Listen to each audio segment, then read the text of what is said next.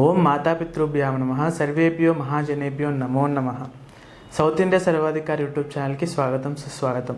ఇప్పుడు మనం వచ్చేసి మాస ఫలితాల గురించి ఆశ్వీజ మాసం అక్టోబర్ నెలలో అన్ని రాశుల వారి గురించి తెలుసుకుంటున్నాము. అందులో ఇప్పుడు వచ్చేసి మనము సింహరాశి గురించి తెలుసుకుందాము. ఈ సింహరాశికి ఎలా ఉండబోతుంది, ఎలా ఉంటుంది అనే విషయాల గురించి గురుగారి మాటల్లో తెలుసుకుందాం. నమస్కారం గురుగారు. అందరికీ కూడా శుభాశీస్సులండి.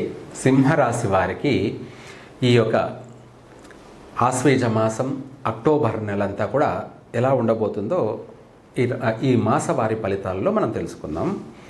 సింహరాశి వాళ్ళకి వచ్చేటప్పటికి ఇక్కడ మామూలుగా చాలామంది పేర్ల మీద చూసుకుంటుంటారు. అయితే ఎవరికైనా సరే జన్మరాత జన్మ నక్షత్ర ప్రకారంగా మాత్రమే జరుగుతూ ఉంటుంది. అయితే వాళ్ళ డేట్ ఆఫ్ బర్త్లు లేని పక్షాన లేని వారికి ఏమిటంటే పేరు మీద మాత్రమే చూసుకోవాలి. అది కూడా 100% కరెక్టా అంటే కరెక్ట్ కాదు, 50-50 అంటే మధ్యమైన ఫలితాలు అన్నమాట. ఎందుకంటే తలరాత వేరు కాబట్టి, వాళ్ళు జన్మించినటువంటి నక్షత్రం తలరాత అనేది మరొకటి కాబట్టి వీళ్ళు నామ నక్షత్ర ప్రకారంగా మాత్రమే చూసుకోవడం జరుగుతుంది. కాబట్టి అందుకనేసి పూర్తిగా ఈ యొక్క పేరు ప్రకారంగా సింహరాశి అని మాత్రం నమ్ముకోవద్దు. కాకపోతే తెలియదు కాబట్టి వాళ్ళకు పెద్దలు రాయలేదు కాబట్టి డేట్ ఆఫ్ బర్త్ పేరు పలానా పేరు మహేష్, మనోజు ఇలా పేరు పెట్టుంటారు కాబట్టి అందువల్ల అది సింహరాశి. ఈ సింహరాశి వాళ్ళకి ఈ మాసంలో ఎలాంటి ఫలితాలు ఉన్నాయి అంటే, ఓవరాల్గా చెప్పాలంటే సింహరాశి వాళ్ళకి కాస్త గడ్డు కాలం ఉన్నప్పటికీ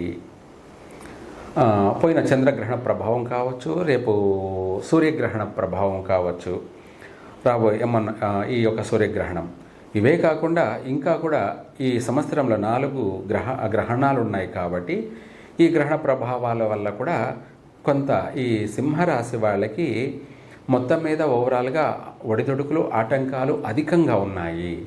అయినప్పటికీ కూడా ఈ మాసంలో ఆశ్వేజ మాసంలో కొంత పర్వాలేదు. కొన్ని విషయాలలో, వ్యాపార విషయాలలో పర్వాలేదు. ఇంకా కూడా నూతన వ్యాపారాలు ప్రారంభం చేయాలనుకుంటే ఈ నవరాత్రుల్లో మాత్రమే చేయండి. పౌర్ణమి లోపలే చేసినట్టు అయితే బాగా కలిసి వస్తుంది. అమావాస్య ముందు కాకుండా పౌర్ణమి లోపలే చేసినట్టు అయితే విశేషంగా అభివృద్ధి చెందుతారు. ఇదే కాకుండా ట్రావెల్స్ బిజినెస్ పెట్టాలనుకున్న వాళ్ళు కానీ, వాళ్ళ సొంతంగా పర్సనల్గా వాహనం కొనుక్కోవాలనుకున్న వాళ్ళు కానీ ఈ పౌర్ణమి లోపలే ఈ నవరాత్రుల్లోనే కొని ప్రారంభం చేసుకున్నట్టు అయితే దానివల్ల వీళ్ళకు కలిసే వస్తుంది. నష్టాలు ఉండవు, ప్రమాదాలు, ప్రాణ నష్టాలు, ఆర్థిక నష్టాలు ఇటువంటివి ఏవి కూడా ఉండవు, చక్కగా కలిసి వస్తుంది. వీటితో పాటు ఇవే కాకుండా వివాహ ప్రయత్నాలు చేయాలనుకున్నటువంటి వాళ్ళు, అధికంగా ఆలస్యం జరుగుతూ ఉన్నటువంటి వాళ్ళు, వీళ్ళందరూ కూడా ఈ నవరాత్రుల్లోనే సంబంధాల గురించి ప్రయత్నం చేయండి. తొందరగా సంబంధాలు కుదురుతాయి. వివాహం కూడా తొందరగా అయిపోతుంది, చకచకా కలిసి వస్తుంది. వివాహ విషయాల్లో ఎప్పటి నుంచో ప్రయత్నం చేసి అలసిపోయి ఉన్నటువంటి వాళ్ళు, ఇంకా కాదు అనుకున్నటువంటి వాళ్ళకు కూడా ఈ దసరా లోపే శుభవార్తలు వినే అవకాశం కూడా ఉంది. ఇదే కాకుండా సంతాన విషయంలో కాస్త జాగ్రత్త ఉండాలి. సంతాన విషయాల్లో ఆరోగ్యపరంగా గర్భస్రావం ఇటువంటి ఏదన్నా సంతాన సమస్యలు జరిగి నష్టాలు వచ్చే అవకాశం ఉంది. అందుకనేసి గ్రహాల రీత్యా చక్కగా అమ్మవారిని పూజించండి. ఆరోగ్యపరంగా ఉండడం కోసం మీరు తినేటువంటి పదార్థాలు మంచి పదార్థాలను స్వీకరించండి. చక్కగా ఆరోగ్యపరంగా కూడా బాగుంటుంది. మంచి సంతానం కలుగుతారు. ఎటువంటి నష్టాలు ఉండవు.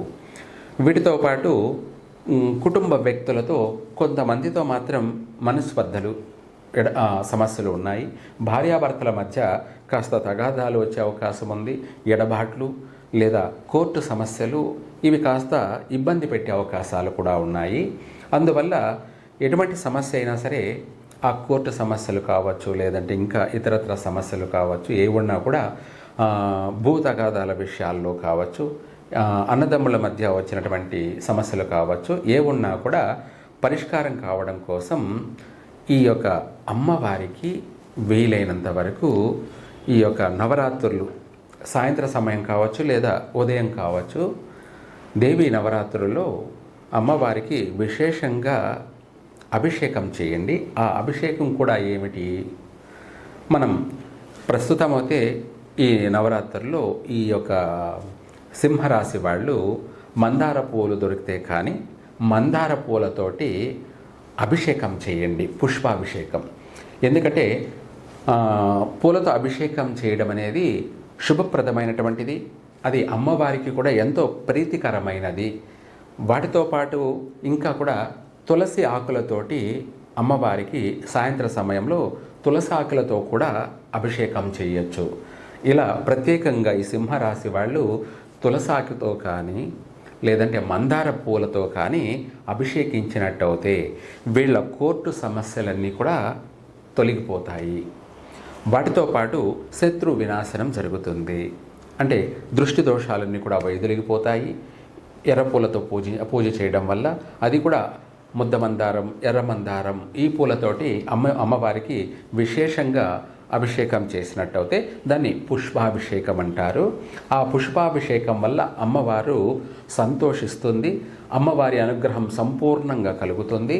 చక్కగా మీకు ప్రతి విషయాలలో కూడా విజయం వరిస్తుంది. సింహరాశి వారికి ఈ గ్రహణ దోషాలన్నీ కూడా వైదొలిగిపోతాయి. అన్ని విధాలా కూడా ఈ రాశి వారికి యోగమైనటువంటి జీవితం అని చెప్పాలి. 3 పూలు 6 కాయల్లా అభివృద్ధి చెందుతారు. సర్వే జన సుఖినో భవంతు. చాలా వివరంగా అందరికీ అర్థమయ్యేలా చెప్పినందుకు ధన్యవాదాలు గురుగారు. ఇప్పుడు మనం సింహరాశి గురించి తెలుసుకున్నాం కదా. నెక్స్ట్ వచ్చే రాశుల గురించి, వాటి ఫలితాల గురించి ఆశ్వీజ మాసంలో అక్టోబర్ నెలలో అందరికీ ఎలా ఉంటుంది, ఎలా ఉండబోతుంది, మాస ఫలితాల బట్టి తెలుసుకుందాము. మీరు దాని గురించి అన్ని ముందుగా తెలుసుకోవడం కొరకు సబ్స్క్రైబ్ చేసుకోండి, లైక్ చేయండి, షేర్ చేయండి. Thank you.